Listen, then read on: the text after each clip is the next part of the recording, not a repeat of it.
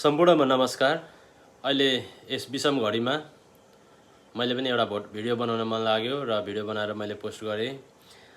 सम्पूर्ण जो मृतक परिवार हुनुहुन्छ सबैप्रति एकदमै धैर्य धारण गर्ने शक्ति मिलेको होस् र अहिले देशमा नै एउटा शोकको स्थिति छ र त्यसमा पनि कतिजना मानिसहरूले चाहिँ अहिले आफू अलिकति पपुलर अलिकति भाइरल भएको कारणले गर्दाखेरि क्युआरमा पैसा पठाइ माग्ने र क्युआरमा हालिदिनु होला हामी सहयोग गर्छौं भनेर त्यहाँनिर आश्वासन देखाउने कामहरू चाहिँ गरिराख्नु भएको छ। त्यो कामहरू चाहिँ बन्द गरियोस्।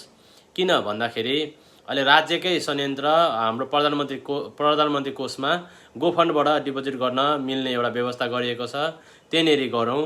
अर्को कुरा भनेको चाहिँ अहिले तपाईको त्यसलाई नै एउटा एजेन्डा बनाएर एउटा थोरै कुराहरू बाँडेको कुराहरू पनि टी सर्ट लगाएर एउटा राजनीतिकरण जुन गरिँदैछ त्यो पनि नगरौँ। किनभने देश सङ्कटको परेको बेला हामी सबै जुनसुकै पार्टीमा भए पनि सबैजना हामी एकजुट भएर अहिले कसरी त्यहाँनिर सरसहयोग गर्न सकिन्छ त्योतिर ध्यान दिउँ भन्ने सन्देश दिँदै सबैजनालाई यो आह्वान गर्दछु। धन्यवाद।